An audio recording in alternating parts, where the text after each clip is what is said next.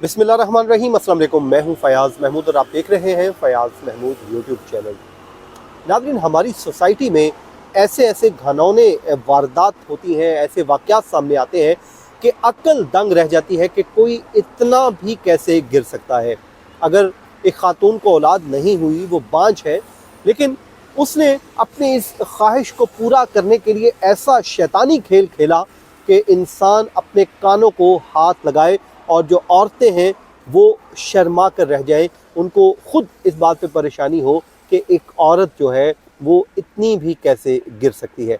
ये स्टोरी क्या है, इस स्टोरी को कवर करने वाले नुमान मसूद इस वक्त मेरे साथ मौजूद हैं। उनसे जानेंगे और कैसे ये पूरा प्लान किया गया, कैसे मंसूबाबंदी की गई और फिर उसको अमली जामा बनाने के लिए कौन से रावलपिंडी के हॉस्पिटल का इंतखाब किया गया और इंतखाब के पीछे जो वजह थी वो क्या थी। और साथ ही साथ फिर जब इनको पुलिस ने पकड़ा तो उनकी एक छोटी सी गलती उनके गले का फंदा बन गई।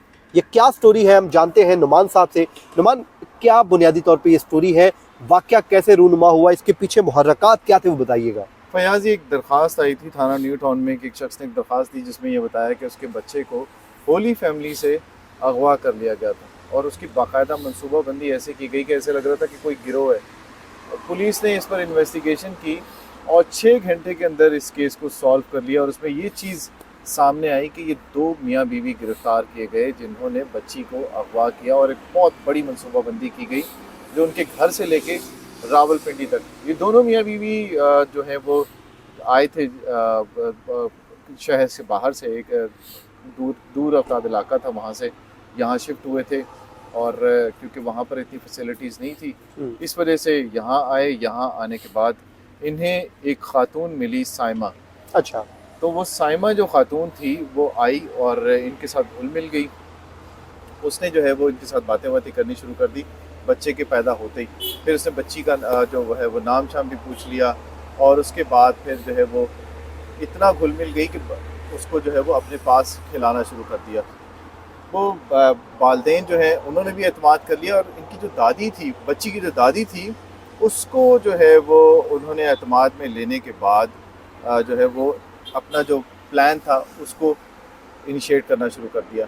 किया ये इन्होंने कि पहले बच्ची को खिलाते रहे और उसके बाद उसके साथ बातें करते रहे, दादी के साथ वो अच्छे तरीके से जो है वो रिलेशन एक बना लिया। और चंद ही घंटों के बाद इन्होंने जब ये देखा कि इन्हें एतमाद हो गया तो इन्होंने कहा कि हम बच्ची को धूप लगवाने जा रहे हैं, क्योंकि अक्सर आपने देखा होगा कि जब बच्चे की पैदाइश होती है तो उसमें ये होता है कि बीवी को जो है वो जॉइंटिस की जो है वो शिकायत होती है। तो बातों में लगाने के बाद इन्होंने उस बच्चे को उठाया और उसके बाद इन्होंने कहा जी हम बाहर जा रहे हैं धूप लगवाने के लिए। तो उस दौरान जो है वो इन्होंने अपना जो प्लान था उसको एग्जीक्यूट करना शुरू कर दिया। इसका शौहर आया जिसका नाम जो है वो बाबर बताया गया और उसको जो है वो इस प्लान के अंदर शामिल किया गया था। इन्होंने उस बच्चे को गायब कर दिया। दरख्वास्त आई पुलिस के पास, पुलिस ने जो है वो अपना टेक्निकल तरीका, आपको पता है जो कहते हैं, वो इसकी लोकेशन वगैरह चेक की और लोकेशन के बाद जो है वो इसको 2-3 जगह पे चेक करने के बाद इन्हें अंदाज़ा हुआ कि ये फैमिली जो थी ये जंड से थी, लेकिन वो रावलपिंडी के सराउंडिंग में ही थे लोग, दोनों मियाँ बीवी, और इस बच्चे को जो है वो लेके इन्हीं इलाकों के अंदर घूम रहे थे। वो सिविल लाइन बच्चे को वो खातून साइमा ले गई थी। बच्ची वो साइमा जो है वो ले गई थी अपने शौहर के साथ। अच्छा। दोनों ने मिलकर ये प्लान किया था। जब पुलिस ने इनको गिरफ्तार किया, पुलिस को ये लगा कि ये जो है प्लान जो है वो इनका कोई गिरोह है, क्योंकि उन दिनों में बहुत ज़्यादा खबरें इस तरह की भी आ रही थी कि अस्पतालों से छोटे नौमौलूद बच्चे अगवा कर लिए जाते थे और उन्हें आगे भेज दिया जाता था। इंकशाफात सामने आते गए, फिर ये चीज़ सामने आई कि ये खातून जो थी इसके घर औलाद नहीं होती थी और इस औलाद ना होने की वजह से इसे रंज भी बहुत था। इन्होंने फिर एक प्लान बनाया, ठीक है, और उस प्लान के अंदर इन्होंने ये सोचा कि किसी अस्पताल के अंदर जाएंगे, वहाँ पर किसी को एतमाद में लेंगे, एतमाद में लेने के बाद उस बच्चे को अगवा कर लेंगे और अगवा करने के बाद उस बच्चे को फिर अपने इलाके में जंड में ये लोग ले आएंगे। तो इनको जो है ये मामला जो है वो पुलिस को जब बाद में समझ आता गया, पुलिस ने और इन्वेस्टिगेट किया, तो इन्होंने बताया जी कि जब हमने ये चीज़ें प्लान कर ली थी तो हमने ये सोचा हुआ था कि किसी सादा फैमिली को हम पकड़ेंगे और उसके साथ ये प्लान जो है वो बनाएंगे और उसके बाद बच्चा उठाना जो है वो आसान होगा। लेकिन इनका ये भी कहना है कि ये बच्चा जितनी आसानी से इन्हें मिल गया, इन्होंने सोचा भी नहीं था कि इतनी आसानी से इनका प्लान जो है वो आराम से एग्जीक्यूट हो जाएगा। इन्होंने ये किया कि इनकी सबसे पहले जो उनकी दादी थी, बच्ची की जो दादी थी, उसको इन्होंने एतमाद में लिया।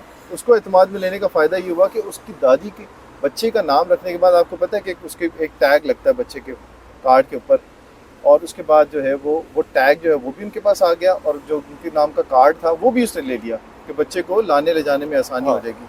तो इस तरह से जब ये प्लान बन गया तो फिर उसके बाद अस्पताल से रब्ता किया पुलिस ने। वहाँ पे ये मुश्किलात आ रही थी, पुलिस राय का ये कहना है कि वहाँ से इनको फुटेज नहीं मिल रही थी। अच्छा। तो वो फुटेज जब नहीं दी गई तो पुलिस ने फिर तस्वीर उनकी ली। जब तस्वीर ली तो उनका डाटा रिकॉर्ड वगैरह सारा चेक किया गया, तो उसमें ये चीज़ सामने आई कि ये खातून और ये इसका शौहर जो है ये अस्पताल से बाहर लेके आए हैं उसे, और उसके बाद उस बच्चे को कुछ देर रखा, और इतना टाइम भी नहीं लगा कि वो उन्होंने कुछ देर उसको बच्चे को जब वहाँ पे धूप में बिठाते उसको लेके ये बच्चे को गायब हो गए। जब बच्चे गायब हुए तो उसके बाद फिर इन्होंने सिविल लाइन में 2-3 जगह एरिया चेक किया, वहाँ पे उनको नज़र नहीं आया। तो फिर झंडा चेची एक इलाका है रावलपिंडी का, वहाँ पे छापा मारा तो वहाँ से ये दोनों बरामद हुए। जब दोनों बरामद हुए तो बच्चे को उन्होंने बाजियाब करवा लिया। बच्चा उनके पास ही था। बच्चा उनके पास ही था। तो इसमें ये हुआ कि ये चीज़ सामने आई कि बांझपन की वजह से ये खातून जो थी वो डिप्रेशन का शिकार हो चुकी थी, और इस डिप्रेशन की वजह से फिर जो है वो इन्होंने ये प्लान किया हर वक्त परेशान रहना। और इसने अपने घर वालों को पहले ही बता दिया था 3-4 महीने पहले ही कि ये एक्सपेक्ट कर रही है। और अच्छा, घर वालों को इसने एक झूठ बोला हाँ कि ये एक्सपेक्टेड है, ताकि कल को बच्चा लेके आए तो इस बात के ऊपर किसी को शक ना हो कि ये किसी और का बच्चा है। किसी और का बच्चा। जब वो टाइम पूरा हुआ, टाइम पूरा होने के बाद इन्होंने अपने प्लान के मुताबिक यहाँ पे शिफ्टिंग की। शिफ्टिंग करने के बाद उसी टाइम के पूरा होने तक जो है वो इंतज़ार किया, और जब वो पहुँचे यहाँ रावलपिंडी में फिर इन्हें अस्पताल नज़र आया होली फैमिली में इन्होंने सोचा कि किस फैमिली को अपना निशाना बनाया जाए। मेरा एक सवाल है, इन्होंने इस फैमिली के साथ रिलेशन कैसे डेवलप किया? क्या कुछ जानते थे? कैसे उनको एतमाद में, वो कहते हैं ना कि इतना उनको एतमाद दिया कि वो इनकी बातों में वो ख्यालों में उतर गए? इन्होंने जो प्लानिंग की थी उससे आपको अंदाज़ा हो गया होगा कि किस तरह से इन्होंने पहले से ही सब कुछ प्लान करके रखा हुआ था कि 9 महीने इंतज़ार किया। 9 महीने के इंतज़ार के अंदर इन्होंने अपनी फैमिली को, पूरे ख़ानदान को ये बताया हुआ था कि मैं जो हूँ वो एक्सपेक्टेड हूँ, और मुझे बेबी होने वाला है, और मुझे जाना है अपने शौहर के साथ रावलपिंडी। और शौहर ने भी पूरे तरीके से प्लान किया हुआ था कि इसको जो है वो किस तरह से वो लेकर जाना है। तो झंड की ये फैमिली जो थी, इनको निशाना ये इसलिए बन गए कि ये सादे थे, और इन्होंने खुद भी नहीं सोचा था कि इतनी जल्दी ये काम हो जाएगा। लेकिन पुलिस की जो बर वक्त जब कार्रवाई हुई 6 घंटे के अंदर, कहा जाता है कि रिकॉर्ड ये कार्रवाई थी कि 6 घंटे के अंदर जो है वो किसी बच्चे को बाजियाब करा लिया और ये केस सॉल्व कर लिया। अब दोनों मुल्ज़िमान जो थे वो इस वक्त कहाँ पे हैं? अब दोनों मुल्ज़िमान जो है वो जेल में हैं, और इनको जो है वो पुलिस इन्वेस्टिगेट कर रही है। लेकिन चीज़ एक यही साबित हुई कि ये दोनों जो थे वो पेशावर नहीं थे, और यानी पहले किसी केस के अंदर मुलविस नहीं थे। पुलिस ने तमाम रिकॉर्ड इनका, खातून का और इसके शौहर का पूरा चेक कर लिया था।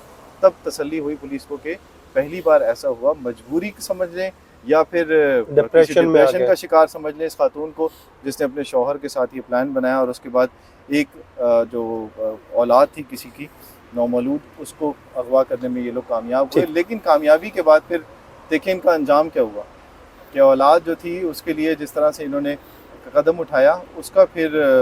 हालांकि नुमान भाई, जो औलाद है वो खालिसन अल्लाह ताला की देन है, जिसको वो चाहता है मैं देता हूँ, जिसको चाहता हूँ बाँझ कर देता हूँ, लेकिन उसके बदले में अल्लाह ताला इंसान को नवाजता भी। ज़ाहिर है ये एक बहुत बड़ी मरहूमी होती है, हर किसी की ख्वाहिश होती है कि औलाद हो, लेकिन ऐसी औलाद आपने क्या करनी कि जब आप किसी को तकलीफ दे के उसके जिगर का टुकड़ा आप छीन के अपनी खुशी पाएं, तो वो खुशी तो नहीं है। हाँ, मैंने देखा है कई फैमिलियाँ ऐसी हैं, आपने खुद भी देखा होगा कि जिनकी 20-20 सालों के बाद, 30 सालों के बाद औलाद होती है। अल्लाह ताला ने जब दी, अल्लाह ताला की जब देन होती है तो ऐसी होती है कि इंसान खुद हैरान रह जाता है, कुदरत खुद हैरान रह जाती है कि अल्लाह ताला ने कितना बड़ा करम किया। ऐसे ही है। तो उनको भी इंतज़ार कर लेना चाहिए था इस कहानी से, और यही सबक मिलता है। और वैसे भी छोटी सी ज़िंदगी है, किसी को तकलीफ़ दे के आपने कोई औलाद हासिल कर भी ली तो हो सकता है वो कल को वही औलाद आपके लिए वबाले जान बन जाए। आखिरत में तो बनेगी ही बनेगी, क्योंकि किसी का बच्चा आपने ना हक उससे छीना, और अल्टीमेटली आपको उसका जो है गुनाह है वो तो मिलेगा ही मिलेगा, और उसकी सज़ा जो है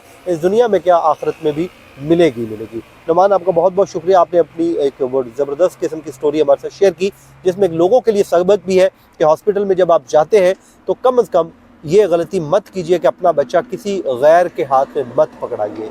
उसके अलावा अपने जो ताल्लुकात है आप महदूद कीजिए, सिर्फ उनके साथ ताल्लुकात रखें जिनके साथ आपके को ख़ानदानी मरासिम हैं। नए लोगों पर इतना अंधा एतमाद मत कीजिए कि कल को आपको लेने के देने पड़ जाएं, क्योंकि आज का जो दौर है वो हाथ को हाथ खा रहा है। मुझे और नुमान को दीजिए इजाज़त, अपनी दुआ में याद रखें। अल्लाह निगहबान।